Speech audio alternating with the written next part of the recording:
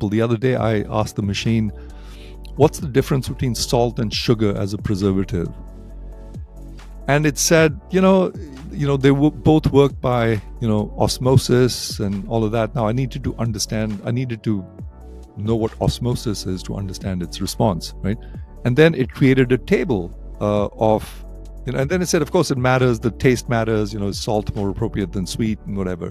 And they created a table of salt versus sugar, and there were several factors, and they all looked pretty similar, except one that stood out, and it said, salt works well at lower concentrations, whereas sugar doesn't. You have to have a high concentration of sugar. And I thought, that's curious. And I said, well, why is that? And it said, well, because sodium chloride ionizes, whereas sugar molecules don't.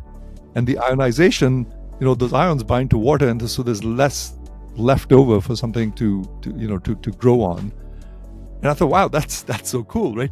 But the reason I could understand that response is because I know something about ionization, right? And I know something about affinities and binding and stuff like that. If I didn't, I would not be able to understand its response, right? And that's a great example of what I mean, which is the more you know, the more AI amplifies you.